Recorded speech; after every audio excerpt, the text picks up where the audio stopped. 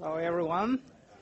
Welcome to the last Friday transportation seminar at Portland State University of the term.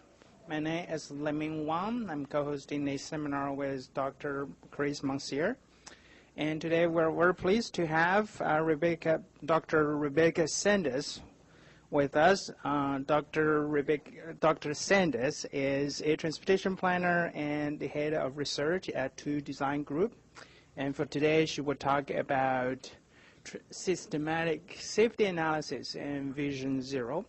With that, I will give the room to Dr. Sanders. Thank you guys for coming. I know it's the last Friday, one of these, and I really appreciate you being here. So I'm actually going to talk about systemic safety, which is slightly different than systematic safety, and we'll talk about that a little bit. But as Leming said, I'm Rebecca Sanders. I'm with Toole Design Group. A little bit more about me and why you should care that I'm here, which, that's up to you. But I have a PhD and a master's degree in planning from UC Berkeley, and while I was there, I really focused on bicycle and pedestrian safety. I worked for years at UC Berkeley SafeTrack, which is our traffic safety center, transportation research and education center. And while I was there, I did all sorts of projects looking at different types of bicycle and pedestrian safety. I worked for Caltrans for 4 years. I did a pedestrian safety improvement plan for Caltrans in a different light. I still am on the traffic safety culture subcommittee for the California DMV. So this is my passion. I feel really strongly about it. And at Toole Design Group, where I'm the head of research and a senior planner, I'm working on several safety projects, including Boston's Vision Zero project, Portland's Vision Zero project, and Denver's Vision Zero project. And the project I'm going to focus on today is the Seattle Bicycle and Pedestrian Safety Analysis, which is a core part of their Vision Zero project.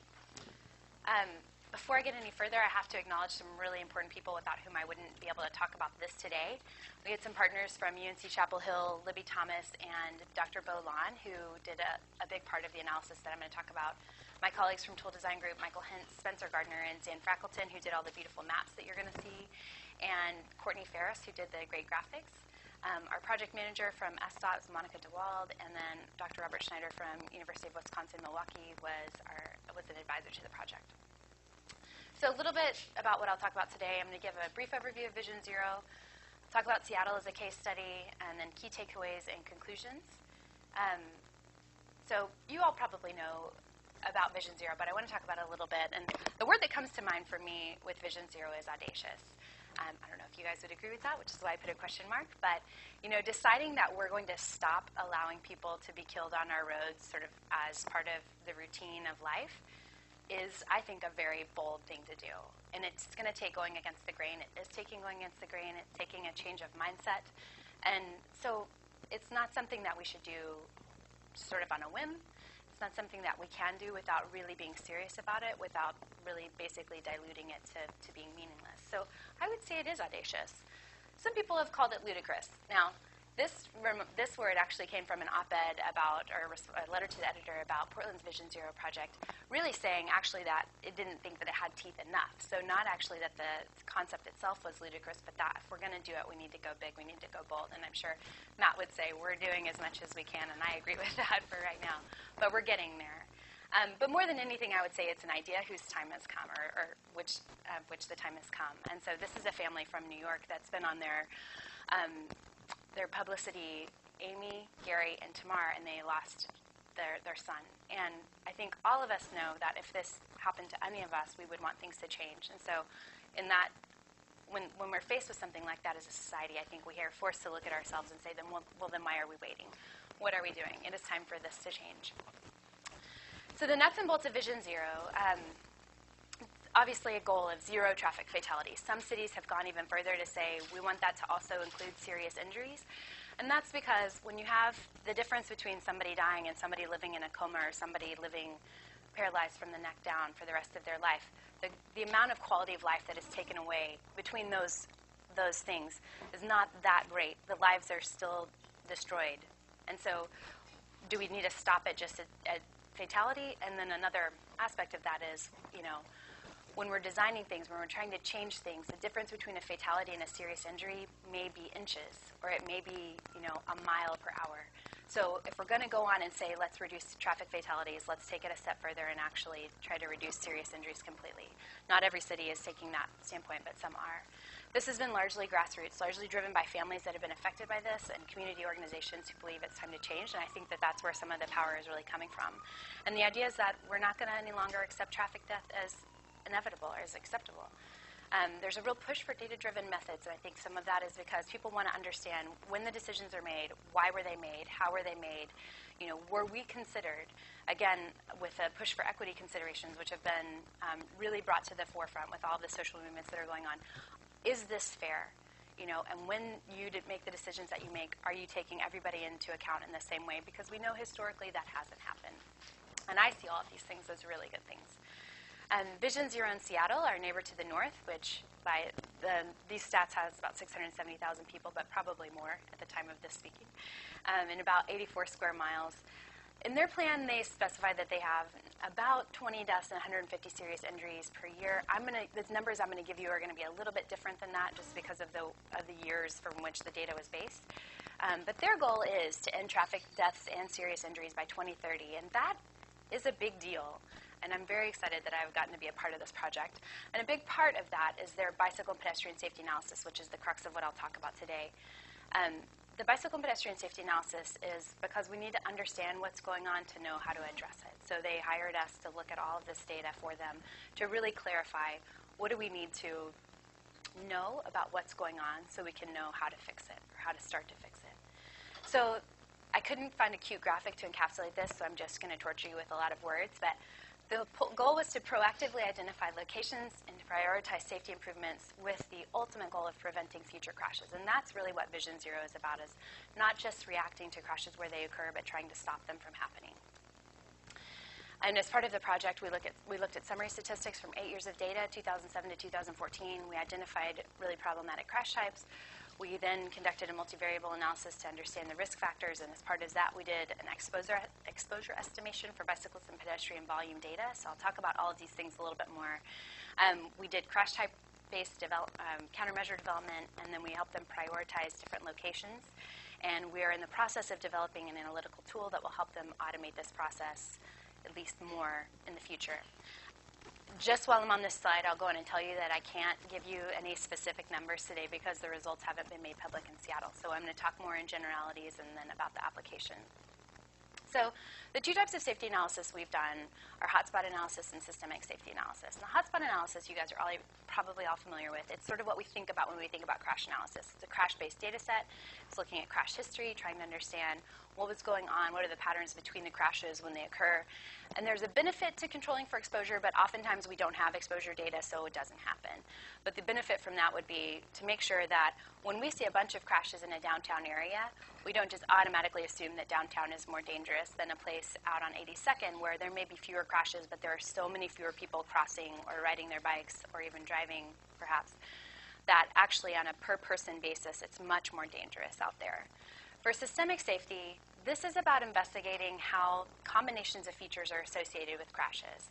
So we're looking at a segment-based database or an intersection-based database, and we're actually trying to understand what are the combinations of features between the segments or between the intersections where there are crashes, what's common between those. And likewise, what's going on between the intersections and between the segments where there aren't any crashes. And can we understand basically the differences between those two sets to know where crashes may occur in the future. And again, I'll talk more about this in a minute. Systemic safety analysis you really do need to control for exposure for systemic safety because you really have to be able to identify what's going on in the different places and the patterns. And so we did, as I mentioned, develop some estimates for this project. So for just some basic stats about Seattle's pedestrians, there were about 3,726. I say about, even though that's a very specific number, because some of the records we weren't able to use because of missing data. But that's about how many crashes there were from 2007 to 2014. You can see that the number goes up and down a little bit, but the trend line overall is basically the same. It's pretty flat, really. For serious and fatal crashes, same thing, pretty flat. 445 of the crashes were serious or fatal for pedestrians. And when we wanted to understand what was going on, what are the types of crashes that are occurring, we looked at pedestrian actions and we looked at driver actions. And this is just a sample of the actions. There are more codes, but these are some of the more common. So for pedestrians, they were coded as crossing an intersection either with a signal, without a signal, or against the signal. They were coded as crossing a mid-block, and there were some variations within that as well. Walking in the roadway against traffic or with traffic. There were some other things like where they just stopped in the roadway or playing in the roadway. For drivers, they were, what you would think of as basic driver actions. They were going straight, they were turning left, they were turning right, they were backing, like in a parking lot. That's actually surprisingly more dangerous than probably we think. Stopped in the roadway, a little bit less applicable to pedestrians and more to bicyclists, which I'll talk about in a minute. So some of the most common crash types for pedestrians were vehicle going straight and pedestrian crossing. A vehicle going straight in the pedestrian, so that would be at an intersection. A vehicle going straight in a pedestrian crossing mid-block. You can see there's a theme with the vehicle going straight there, and it has to do with speed. Left hook, so pedestrian crossing and a driver turning left. And this is where I'm going to have to start to fudge the numbers a little bit for you guys because I can't be super specific because, again, this is not public. But you can see that these are pretty common crash types. Approximately 1 in 4 of the pedestrian crashes in Seattle for the data that we looked at involved a vehicle going straight and pedestrian crossing at an intersection. So that's a lot. And 1 of 3 of those was serious or fatal. So that's a lot. Something we need to pay attention to. Vehicle going straight in the pedestrian crossing mid-block, approximately 1 in 5. Again, really common. Again, disproportionately injurious at 1 in 3 serious or fatal crashes. And that, again, is, if you think about it, and you're crossing mid-block and a driver's not expecting you, that's where they have the most speed, right? So that it makes sense, but it's still good to understand. A left hook, a little bit less injurious, relatively speaking, but still common and still injurious at 1 in 3 of total and 1 in 5 of serious or fatal. And again, those are not exact, so don't quote me on those. Look for my TRB paper later on this year. Really problematic, really common. It's good to know that this is where we need to be focusing our energy and our efforts. For bicyclists, we're about 3,120 crashes. The trend's going up for bicyclists much more clearly than it is for pedestrians, but the trend for bicycling is going up in Seattle. So there's something just about having more people out there doing an activity. You're going to have more conflicts just naturally. So that's not particularly alarming, although, of course, in an ideal world, the line would be straight or be going down when people are biking more. 237 serious or fatal crashes out of that. And again, that line is actually pretty flat. And you can see from 2007 that has gone down a little bit. For bicyclist actions, these were a little bit harder to do because of the way the data is coded, and I'll talk about that at the end of the presentation. But bicyclists were coding as either riding with traffic or riding against traffic. I was really happy to see that actually there weren't very many riding against traffic, which I think goes counter to some of what we hear about bicyclist behavior, but the data didn't bear out that that was a problem.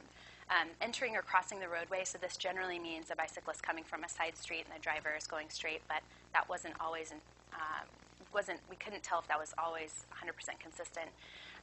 Crossing diagonally, turning into the vehicle path, so not actually making a left turn or a right turn necessarily, but maybe like merging into a lane. That one was also a little bit harder to tell if it was super consistent, but it also was a very small percentage of the crashes overall. For driver, the same types of actions that we saw with pedestrians, but in this case, stops in the roadway actually was really important because of dooring. And we did see that emerge as a problem, although it wasn't necessarily a top crash type. So 3 of the most common bicycle crash types were the left hook, approximately 1 in 7 of all crashes, and disproportionately injurious at about 1 in 5 of all serious or fatal crashes. The angle crash, which is basically a broadside, 1 in 11 crashes, 1 in 10 of which were serious or fatal.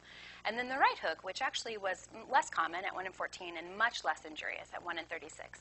And I think that this is pretty interesting because I feel like the right hook gets a lot of attention in bicycling. And we had those horrible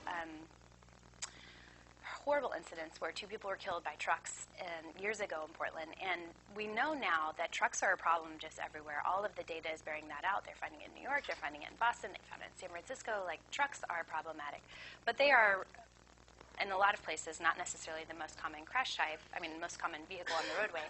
So the right hook crash gets attention also because the bicycle lane tends to be on the right-hand side of the road, and we're sort of aware of that conflict. But if you think about it, the left hook actually, I think makes more sense as a problematic crash type because the driver's having to just think about way more, look out for way more. As Chris and David Hurwitz talked about a few weeks ago, the driver is geared to identify that which is most dangerous or most threatening and to focus on that.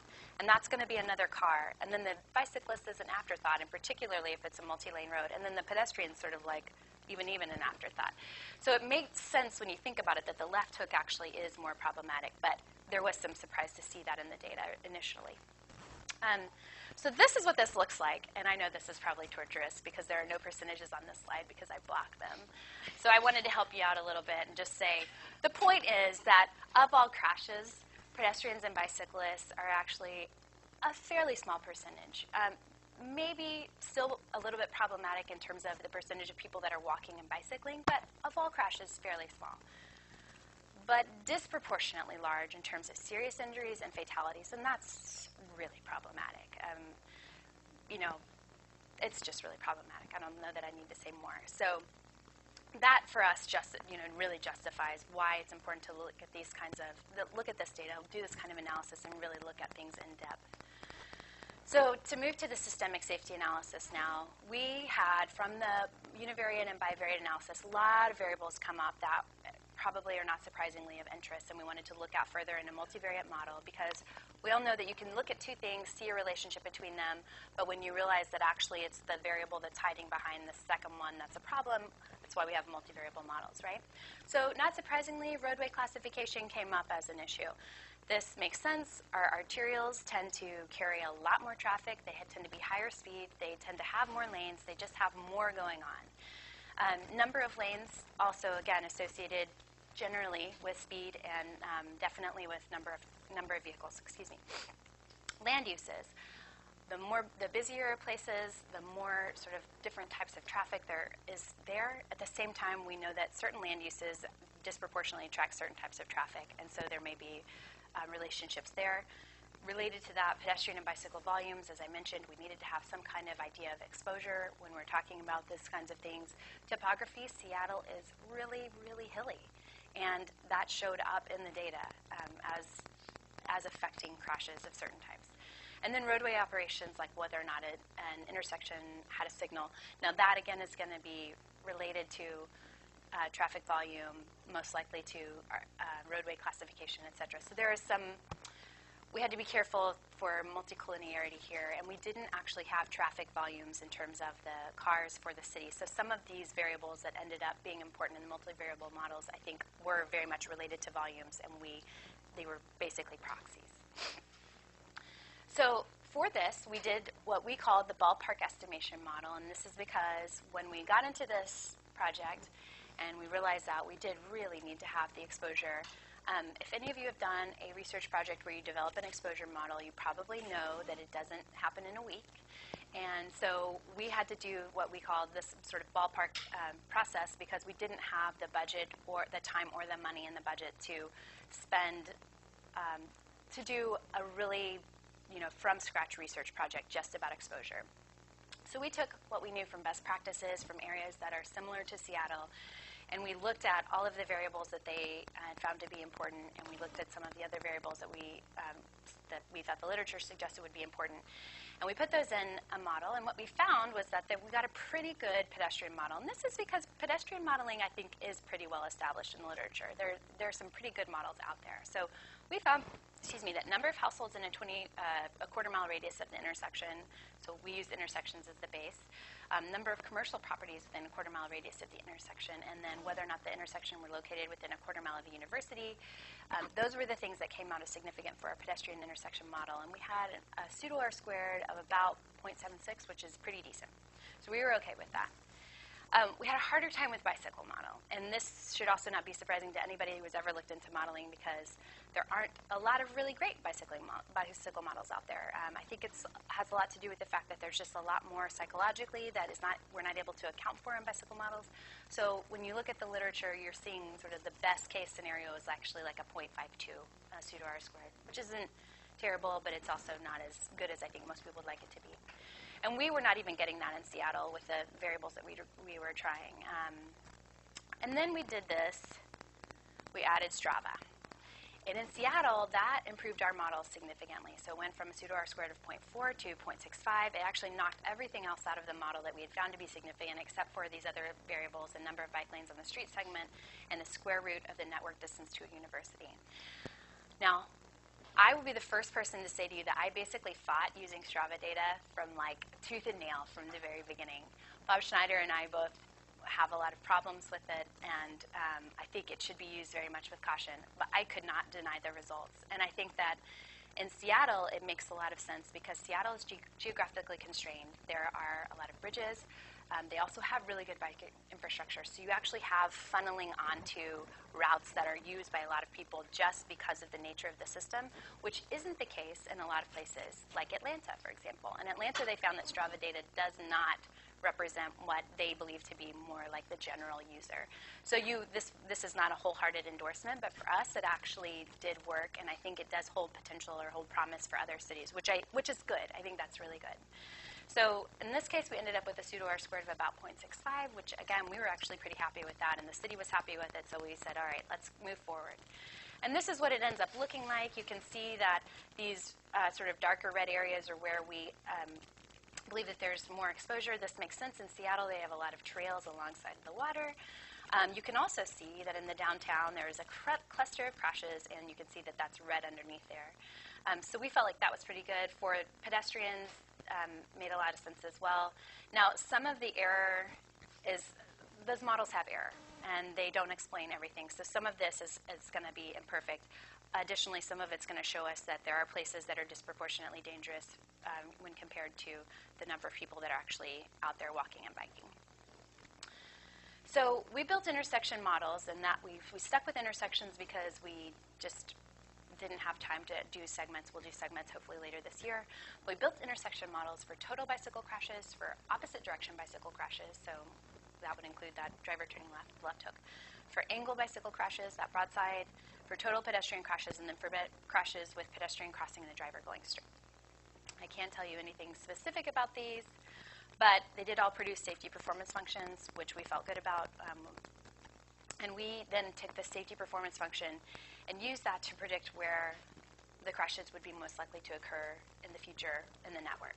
And I put the little asterisk there that standard caveats apply because we all know that models are flawed and there is error and you have to use your judgment. But when we looked at this and when SDOT looked at the results from their just sort of their knowledge of Seattle and the streets so well, it worked. And so we were very happy about that. So we ranked them in 4 different ways. We looked at all of the intersections, we applied those safety performance functions, and we came up with a ranking by the crash history, so whether or not there had been crashes in the last 8 years. So some places maybe had 10, 13 crashes in the last 8 years. A lot of places had 0 because that's just how things happen when you have in a network. We then did a ranking by predicted crashes, so prediction using that safety performance function. And some locations that had 0 crashes rose to the top of that list, which is what we want to see, but then we need to understand if that's really accurate. Some locations that had crashes were also at the top of the list, which makes sense, just because for some crashes there's a randomness. For some crashes there really is a reason, and so that's where it's sort of like the hotspot analysis and the systemic safety analysis can really work together to try to figure out what are the crashes we really need to be addressing, what are the locations we really need to be addressing right now in terms of where crashes have occurred, and what are the locations that it is problematic that a crash occurred there, but that actually was just random. And that's art as much as it is science. We also ranked them by what's called the empirical base, and that was weighting the predicted part and the crash history, each by 50% in this case. I really like this. I think the whole team really like this as sort of the best because it takes into account the crash history, but it also looks at where we think crashes are going to occur based on those multivariable models. And then you can use that as sort of a way to guide you about investment. And then we came up with something what we called the potential safety improvement, and that was looking at the difference between the empirical base predicted and the SPF predicted. It was just another way of looking at things. It's not our favorite. And so this is kind of what that, sorry, let me not skip this part. So this is why this matters. If you can see there, you'll give me a second, I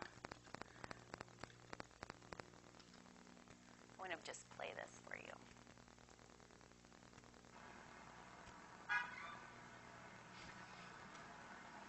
Did you see what just happened there? So that is a location where Seattle hasn't had any crashes. And our guys were out there because it showed up as a top crash location on our predicted list. And they were just looking at it. And I totally have goosebumps right now because I have 2 kids. And they were just looking at it. And our head of engineering just happened to be filming it, like just randomly. And that car took that corner. The child was already in the crosswalk on his bicyclist. You can hear the mother scream. And it was a miracle that we didn't witness a death, thank goodness, on that video. And for me, that is so powerful because that is exactly what we're trying to do through systemic safety analysis, is catch things like that so that we can stop them before they eventually turn into a crash. That's a near miss. We know from all sorts of science that near misses are eventually related to crashes. They're sort of like the tip of the iceberg is the crash. The near misses are the iceberg underneath the water. So this is an area where the crash is waiting to happen. And we are, and it showed up basically in the model, which we just thought was really interesting. So that's why this matters. So here's how you could use the results of those rankings. This is for illustrative purposes only. Please don't take any pictures of it because this data is wrong. But I wanted to show you just what this might look like. So you have the orange squares represent what I talked about, that sort of 50-50 weighting. The purple squares represent what we predicted, where we predicted top crash locations would be. The reddish pink is where actually the crashes have been, top crash locations have been. And then the green is that potential safety improvement. And you can see that there are clusters of these, which I think makes sense. Occasionally there may be a one-off. You can also see what looks like corridors. So this corridor right here, or let's take this one, for example, has just one location where there were reported to be crashes, but ends up that when you look at it from a sort of a systemic safety perspective where we've now identified characteristics that seem to lead to crashes, this whole corridor actually may need to be treated. And in fact, that's what I want to talk about here. So let's think about this. If you have 2 locations where you have reported crashes, what you may say is, oh, you know, we need to identify what's going on in those 2 locations. We need to treat those 2 locations separately, probably, because they're kind of far, a few blocks away from each other. I'll be interested to hear Clay's thoughts on this when I finish. But maybe we do a protected left, you know, if there's a signal there. Or maybe we prohibit left turns altogether. Or maybe we do pocket left turns if it's an unsignalized intersection, but we need to treat that intersection. In the case, that would be if we're thinking about the bike opposite direction crash. In the case of a pedestrian crossing driver straight crash, maybe we would consider signalizing it, or maybe we would put in a rapid rectangular flashing beacon. We're going to do a spot treatment there, most likely. But when you look at things from a predictive standpoint and you see that actually it's a corridor issue, not a spot issue, then you think about things like a road diet, which Seattle has done a lot of and seems to have really found a lot of success with that treatment. For pedestrians, it may be a road diet. It may just be sort of systemic traffic calming, but you're treating multiple intersections in a row because you want to stop. You want to make sure that the speed doesn't end for one little place and then pick back up and then hit somebody later on. And I think that that's really exciting. It can change the way that we think about the way we design our streets. It can change the way that we, the tools that we have at our disposal. There's another use for this, which is that of geographic equity. So again, this data is for illustrative purposes only. These dots are not correct. But in Seattle, there are many different council districts. And so you could use those rankings to say, all right, let's look at the empirical base, for example, and let's choose the top locations in each council district so that from a geographic equity standpoint, we can say, all right, we're going to choose 10 in each district or 5 in each district, and we're going to treat those to make sure that everybody is getting coverage. This could work for neighborhoods. It could work for census tracts. And then particularly with Vision Zero, we've talked a lot about communities of concern. This would be a great way to identify areas and communities of concern that deserve to be treated. So I have some caveats for the crash data. I've already said a few, but I want to say first that overall I think SDOT has very high quality data, perhaps the highest quality of any city I've ever worked with, and so I just think I'm very impressed with them and with what they've been able to do with the data. And that said, every data set that I've ever worked with is imperfect. I'm sure you all have had the same experience. So even there were many missing records or records with missing actions. This is particularly hard for bicycle and driver cases. If a driver hits somebody and runs, we don't know what they do. So that is an issue, and we know when it's a hit and run. But there were times also when I would dig into the ancillary codes to try to understand, okay, what was the contributing circumstance? Why was there, if 25% of my crashes don't have actions attached to them, that's a large percentage that I'm not going to understand. So what's going on there? And I would try to understand miscellaneous actions, contributing actions, and sometimes there just seemed to be like the police may have had different ways of thinking about something, and so the inconsistency was that somebody thought it was coded as one thing and somebody else thought it was coded as something else, and a lot of times there just wasn't an explanation. So that would be something that we would want to try to fix and try to make sort of more formal. What do you do when you don't feel like you have an answer? Because the blank isn't helpful for data analysis. It's not helpful for understanding what's going on. Some codes displayed inconsistency. I think, again, that's just sort of probably reflective of the fact that humans are filling this out and people are different. And sometimes people code things differently. Sometimes they're in a hurry.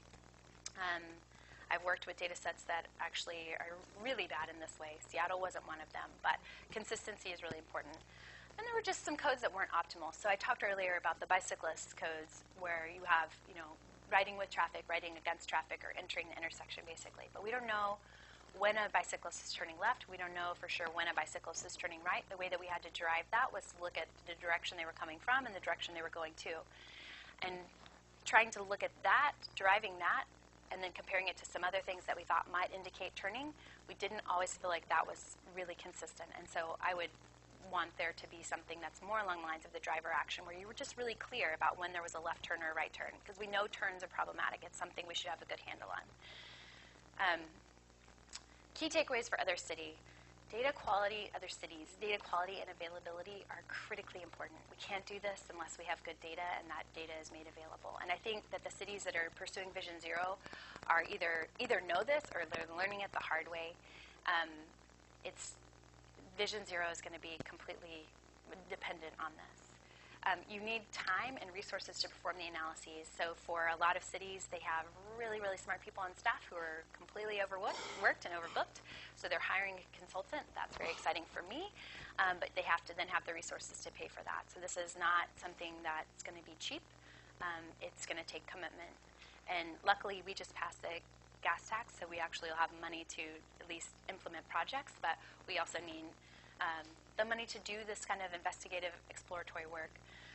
You also need to have the understanding or the know-how and the knowledge to analyze the data and interpret the results. So you may have multiple degrees, but if you haven't done this kind of analysis before, you're probably not the best person to interpret the results. So having somebody on your staff who can really get into the models and understand it, or hiring someone, is really important. So there's sort of this partnership that needs to happen. And then I would say also important is just having a plan to use the information. When you get this information, what are you going to do with it? Because I think when you have an engaged citizenry and they know that something like this is going on, when you have a high-profile project, like in this case, the bicycle and pedestrian safety analysis, people are going to know, well, what came out of it, and what are you going to do with what came out of it? What does this mean for me? And I think Seattle has that. So in conclusion, I do think that systemic analysis offers really exciting potential. I think it opens up the way we can look at our cities, the way that we can think about the way that we design our streets, and what we can do to prevent crashes in the future. I do think hotspot analysis is still important. I think that those need to go together.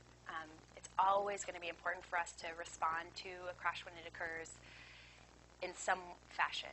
And that may be, so for example, in Boston Vision Zero, they're doing rapid response projects. So when a fatality occurs, they're on the street the next day. They're doing an investigation of the scene. They're really trying to understand it. But we can't just do that, because if we just do that, we're not then trying to prevent. We don't have the resources to try to prevent. And that is a hard balance. And I think the struggle is always going to be there. And I would be interested to hear y'all's thoughts after this about that. But it's a good struggle. It's a good struggle.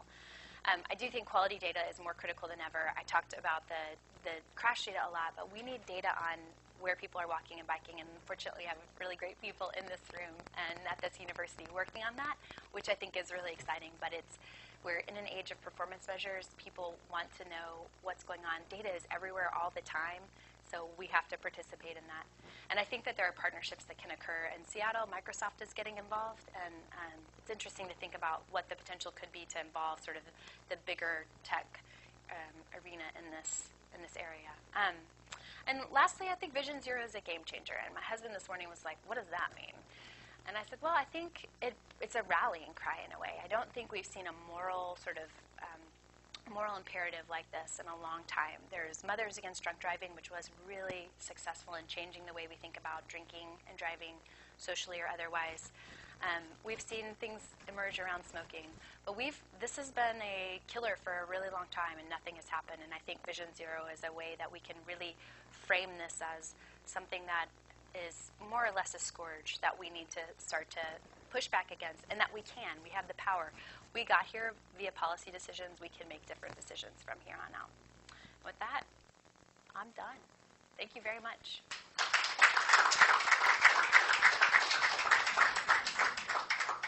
Yes. You mentioned, when you were talking about the Strava data, you mentioned Atlanta, and I was just curious what kind of work you've already done there. Do you have a quick elevator speech with a comparison of Atlanta and Seattle, which I'm sure would be humorous. But I'm just kind of curious of, what y'all have done there, if anything, or maybe what your plan is to do research in Atlanta. So I didn't do the research in Atlanta. My colleague, Carrie Watkins at Georgia Tech did. My husband lived in Atlanta for 10 years, so we are really familiar with it. And I think the thing about Atlanta, here's what I'll say about Strava in Atlanta. When I looked at the paper that Carrie had written, they had looked at Strava data and where people were riding, how much they were riding in Atlanta, and they looked at the Atlanta Cycle Tracks app that they had developed. It's part of actually a big NCHRP project that they've got going on. And they just found that the routes didn't match up. And for me, when I saw that, I was sort of like, well, that makes sense, because the type of people that use Strava are disproportionately young, disproportionately athletic, disproportionately male. And in a place like Seattle where you have bottlenecks, you're going to have those people overlap with people who aren't that way. And in a place like Atlanta where you could take hundreds of routes to get to where you need to go, you are much less likely to have that overlap. And in fact, aside from just the sheer number of options, they want different streets. And so it wasn't surprising to me that Strava in Atlanta was not a home run. We're still sort of like cautiously optimistic about it in Seattle. I do think it made sense, but I can't stand up here and say Strava is the answer. It would be interesting to see. I know some work has been done in Portland looking at how Strava counts overlap. And again, I think because we have the bottlenecks of the bridges, there is at least more potential here. But as far as those sort of like more sprawling cities, I think that Strava it's just going to be a harder match to make. As far as Atlanta and bicycle planning and things like that, we're not doing any work right now, but we might be soon. But I think that there are some exciting things going on there, and I think it'll be a place to watch. So I'll end on a positive note.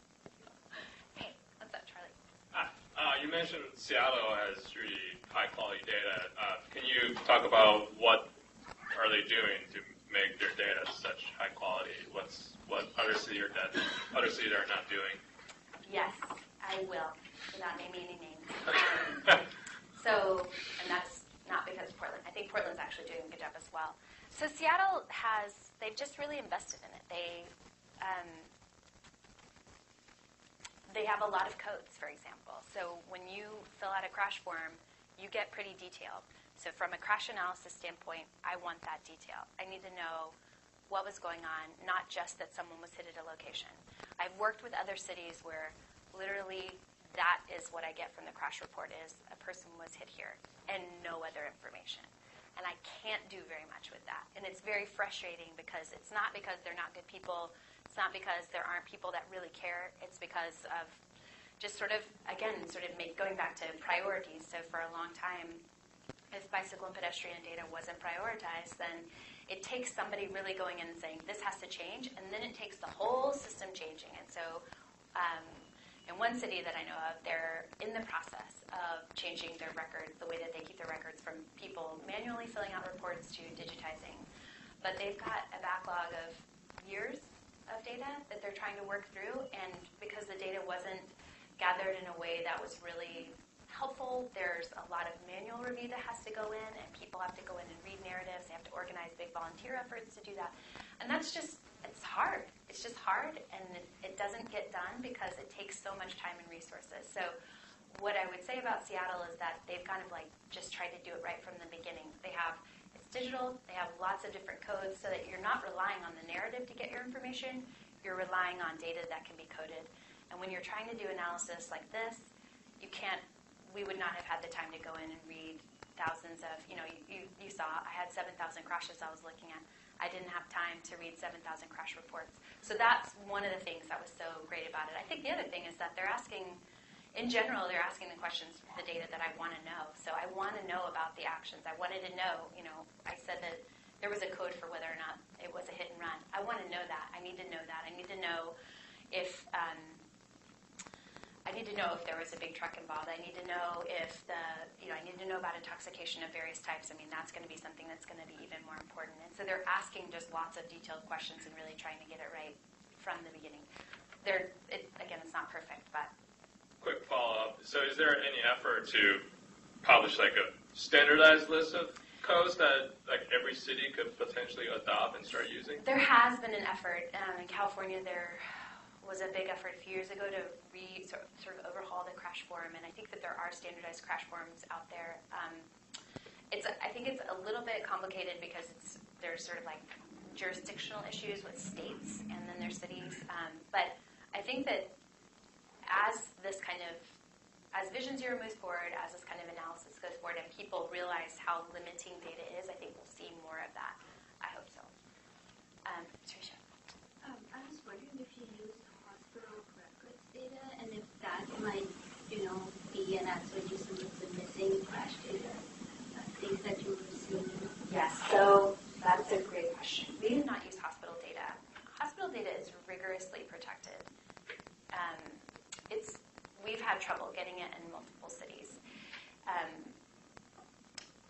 I also think that hospital data is super important and is not necessarily the best source of data for pedestrian or bicyclist crashes. The police are generally called. Now, there are some exceptions to that. Every state has a property damage rule, and in Oregon, it's really high. I think it's like $1,500 or something that if you don't have damage to that, then the police aren't going to file a report. So that is problematic, and that is where I think a hospital record could be really beneficial. But what we've seen from the research on trauma records is that actually they tend to capture falls, solo crashes, things that happen off-street a lot, because those actually are really injurious, and so people have to go to the hospital. The police records do a pretty good job, I think, of capturing when a vehicle is involved. But it's certainly, if we could have gotten the data, we would have taken a look, and it would have been interesting to see. And in some places, that may be more important than others, definitely. Yes? How much of this process and model is transportable to other cities where you can cookie cutter it and deliver to them here are your problem areas that you need to? Yeah, that's a great question. It depends on who you ask. Because if you look at safety performance functions from the FHWA, you'll see things like this safety performance function was developed, so for vehicles, for example, was developed in Illinois. We recommend that you tweak it for your state, and your state might be Virginia, so Virginia might do some kind of analysis because of Virginia Tech, but if your state is Arkansas, maybe you don't have the resources to do that. So you take a safety performance function developed for a crash type in Illinois, you apply it in Arkansas, just I don't think that is ideal, but they're facing a resource-constrained environment as well. So I would think that if we're willing to do that, we could probably take the safety performance functions that we developed for Seattle and let other people at least look at them and apply them with caution. But I don't think that any of the people in the research team would say that that's ideal. Ideally, every place is going to get its own analysis. However, since that's not going to happen, is it worth it to say you could do this? I think that's a question that is probably debatable, but I might err on, it might be worth it in the absence of anything else, even though we know that that's going to be problematic. I would certainly not feel comfortable taking a safety performance function developed in Seattle and applying it to like Atlanta.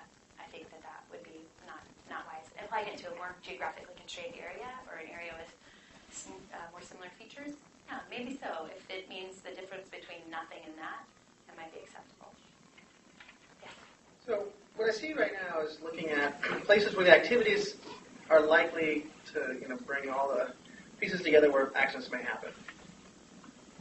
The kind of corollary, or the opposite of that, would be there's lots of places that accidents don't happen because you don't want to ride there or walk there.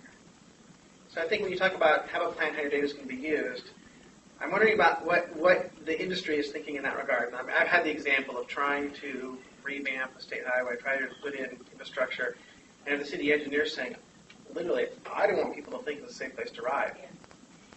Yeah. So there's no riding there. There's no crash. Right. How do you get over that? So that's where the predictive part, I think, comes in.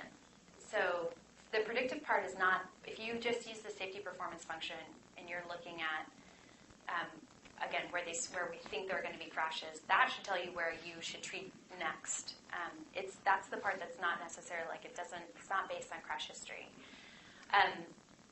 That is a way to get people to sort of draw people's attention to well, this is really dangerous, and maybe that's why people aren't using it. Now what you just said actually is different because it sounds like that person knew that it was really dangerous and didn't want to fix it, and that's a different story. You want to add a facility. I think there's a lot of suburban engineers, city engineers that have that mindset of wider is safer, facility doesn't attract anyone, that kind of, So I do feel like there's two different things there. The one part is that there may not have been a crash there, and there may not be people that are walking or biking there, but it's because it's a terrible facility, and we're not necessarily aware of that. The other part is when we're aware that it's terrible and we don't want to do anything about it. Right. So the safety performance functions can help with this part where we can show, well, yeah, there may not have been a crash there, so it's not showing up in your crash history, but it is ripe for a crash.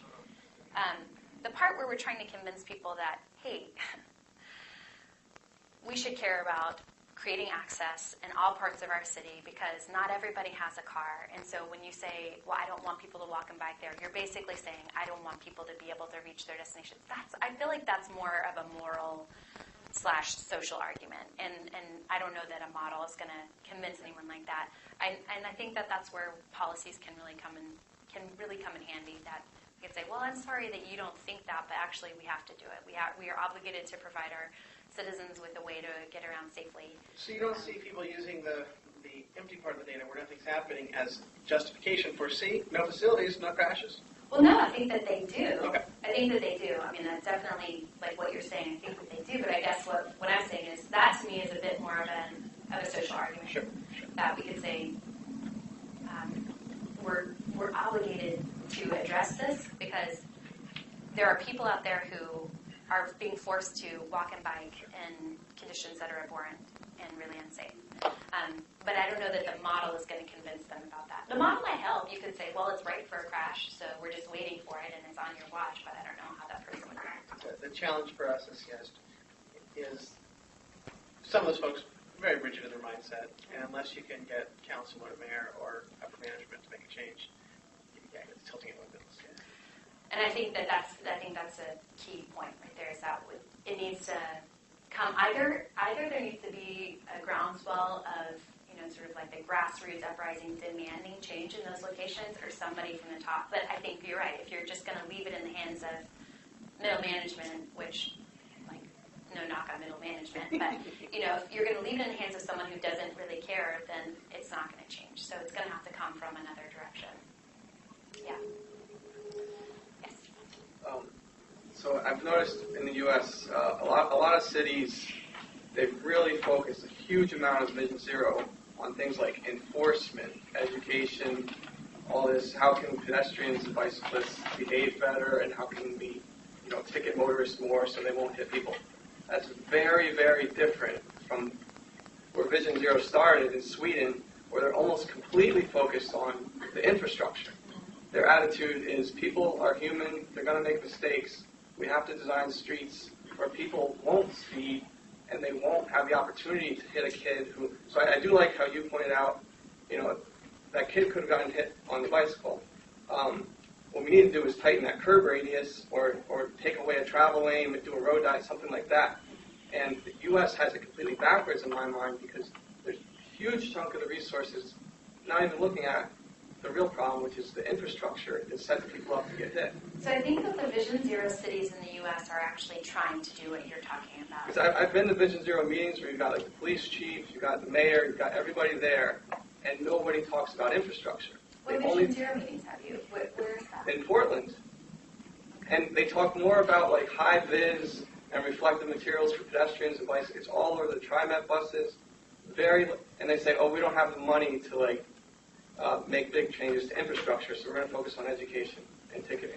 Okay. Well, I do think that that happens to a degree. That when you have cities that are resource constrained, it is difficult. It can be completely overwhelming to think about where are we going to find the money to make these big changes. But the Vision Zero cities that I'm working with are all thinking about infrastructure and trying to figure out how to make infrastructure changes along with other things. And in fact, enforcement has been a hot topic with Vision Zero because there's a real concern within various parts of the community about racial profiling for policing, for enforcement. And that's something that we can't fall into that trap. Now, enforcement clearly has a role. We have seen research that shows that enforcement works. When you've got police sort of hanging out waiting to ticket people for crosswalk stings, people stop for pedestrians. You know, we know that's a short-lived thing. It is short-lived. No, I'm not arguing with you. It is short-lived, but I do think it has a role. I think enforcement, we can't just like, it's not that there aren't cops in Copenhagen or Amsterdam. It's just that, to your point, they're not focusing on this nearly as much because the infrastructure is different. And what I'm saying is that the Vision Zero cities that I am working with, and I would love to hear from Clay on this, are thinking about infrastructure. They are thinking about how they're going to make those changes. And is it fast enough? That's maybe debatable. I mean, I think I would love for the changes to have been made yesterday, but that's not always possible. So I think what I'm witnessing is people who are trying their hardest to be realistic about what they can do when they can do it, but they're definitely considering infrastructure to be a part of the problem. Well, it's not getting to the public. The public doesn't perceive Vision Zero as we need better infrastructure. They perceive it as it's the bicyclist's fault, no, the motorists are speeding, and that's it. Well, that's really important to know. Do you want to respond? Sure. With Portland's Vision Zero, we're in the middle of a one-year planning process right now, and I mean, you have a very valid point, and Matt and I both work with Portland's Vision Zero program, and we debate this all the time between really taking kind of Sweden's model of the design of the system, and we need to change the design of the system to impact behaviors, and so when people make mistakes on the road, because we all do, it doesn't result in a fatality or serious injury, and that's really the basis of it. And so within our plan, we have been looking at kind of the crash data, identifying what are the top contributing factors to serious and fatal crashes, and we've come up with kind of 4 critical components, and 3 of them are behavior-based. It's speed, it's impairment, and it's kind of other dangerous behaviors on the roadway. The 4th one is road design, and there's a very clear interrelationship. You can't extract them from each other, but we're developing actions out of each of those 4 categories, and within road design, we have one of our actions is to make significant kind of road design changes to 2 of our high crash corridors every year, and at 5 high crash intersections each year.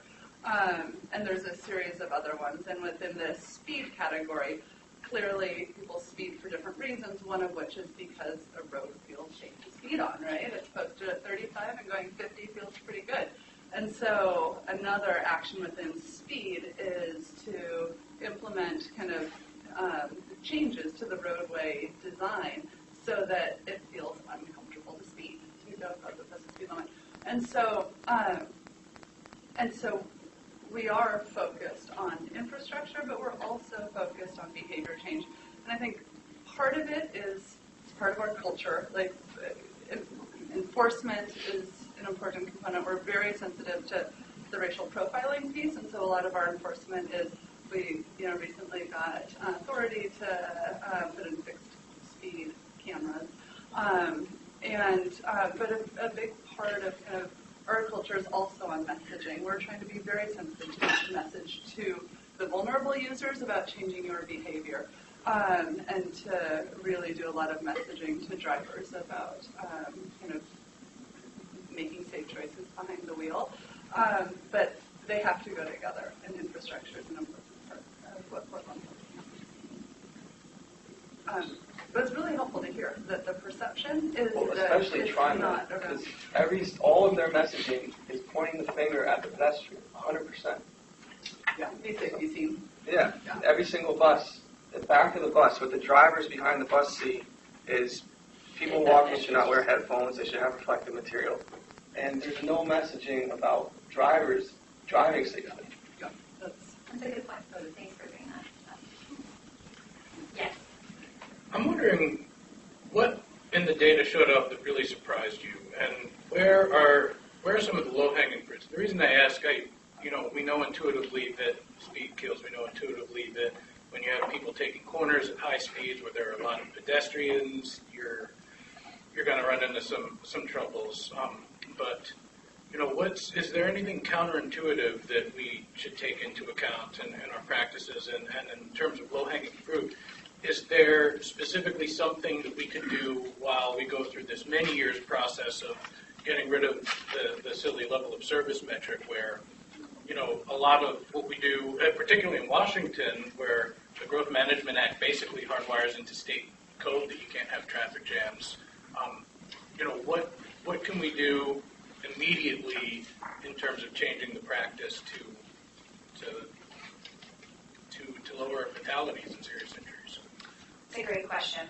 And I would say, so I'm not the decision maker, so just let's put that out there. But so I talked earlier about the left turns, the left hooks, for example, being surprising. And left turns also showed up as problematic for pedestrians. So there are some, you can't go out and do things without taking into account any sort of effects on others. So for example, if we went on and we changed every turn to a protected left turn, which by the way is the single most effective countermeasure that you can put in as a protected left, because it's a signal, people will obey it, it's something like 99% effective, it's crazy effective. We still would have to do some kind of study to make sure that weren't having these other adverse impacts until we get away from LOS. But that is something that is, maybe you could call that low-hanging fruit. I think that's lower-hanging fruit than completely redesigning the entire corridor and taking away a lane of traffic, for example. There's signalization. There are things like the rapid rectangular flashing beacon that you can put in to basically draw attention. I am a huge fan of the temporary measures like Jeanette Sadiq-Khan popularized in New York. So if we don't have the resources right now to move a curb, we put in paint and bollards.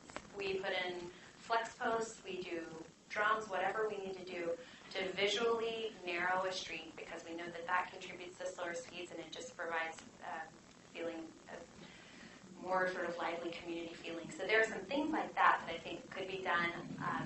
I would say looking at streets where you have excess capacity, where speeding is a problem and you have excess capacity. I mean, I would think that we wouldn't have those in streets because we talk about, things feel really congested, but every town I've ever lived in has had streets where, for whatever reason, people were flying down and yet there were empty lanes. And so those kinds of things, like you could temporarily take that lane away. I mean, there are things like that I think could be done pretty quickly and without too much fanfare. And because it's temporary, you actually don't have to go through the same sort of rigmarole as you might for something that is more permanent. When you decide to make it permanent, then you have numbers to show sort of before and after, ideally, because you've done your homework and you've done all the before and after, which doesn't actually happen a lot of the time, but I think we do a good job of it in Portland, and I think they do a pretty good job of it in Seattle. I do think that one of you bring up, and your question brings up for me, the sort of thought of, I think that's why people go sometimes to the behavior stuff, because I do think it's seen as lower hanging than making the big infrastructure. It certainly costs a lot less money. And I don't think behavior is unimportant. I do think it's important for me as a bicyclist to not act in an erratic way. As a driver, I appreciate it when cyclists signal, when they, indicate to me how they're going to behave. And as a cyclist, which I am most of the time, I try to do that. Same thing as a pedestrian. We do have a responsibility not to just behave with disregard to other users. But is that the primary thing that's going to fix it? No. But is it easier to do? Yes. And I think that that's why oftentimes we kind of go toward behavioral campaigns as a lower hanging fruit. I think that they have a place, but I would actually love to see more of the sort of the idea of the temporary. I like to say paint and planters, making the art of making the temporary permanent. So I don't know if that really answers your question, but that's kind of where I am about it right now. Yes. Oh, Levine. Maybe one last question. Yeah, well, so this isn't related to your data, but since you have some strong opinions, okay, ideally we have a complete robust system network, but if you have to put your energy into one way, what do you get behind more? Portland's Greenway program, which has done the low-stress streets, or striping the arterials and collectors? With a stripe bike lane? No, I mean, bike lanes on arterials, like major roads, or the non-major roads. Are they protected? Are there flex codes? I'm just in abstract. I mean, to focus on. That's pretty specific there. Okay. Well, I guess I'm saying so focusing on low volume streets or focusing on high volume streets. That's where I'm kind of going with this. So I'm going to take a page out of my friend Tara Goddard's book about the Roger Geller typology of cyclists, and the fact that that is not an aspirational typology. It's a direct quote from Tara. And I think it's a great one. It's not aspirational. So there are going to be people on there that are never going to feel comfortable on an arterial. Certainly a striped lane on an arterial is not it's not attractive to more than basically people who are in the strong and confident. Not necessarily fearless, but, confident. I would consider myself one of those people. I've ridden my bike across the country. I have thousands of miles under my belt, and I don't like riding on Broadway. I appreciate that there are signals, but I don't enjoy it. Even though there's a striped bicycle lane. And I've thought to myself many times, how would I feel if this were really protected, like if it were more of a Multnomah style? And I think I would feel way better, but I think there are still going to be people who aren't going to. So if we're really trying to get at the broader population, which would be something that I think would be preferable, and we have a network that can make it pretty feasible, I think I personally, Rebecca Sanders, not representing Toole Design Group or any one other entity, am going to go with probably a system of neighborhood greenways because I think it actually has the potential to reach more people. It worked really. I lived in Berkeley for years. It worked really well in Berkeley, and it has to be done well, But I think I just think that there's more potential there. But I ultimately would love to see the protected lanes on the busy streets as well because that's where you're trying to get, and that's kind of where there's a rub. Is that if all those destinations were on neighborhood greenways, this wouldn't be a question. So we do need to figure out connections where people can feel safe getting to the ultimate destination they need. And we're still working on that. But I think Portland's done a pretty good job of that. And maybe I should conclude there. Thank you, guys.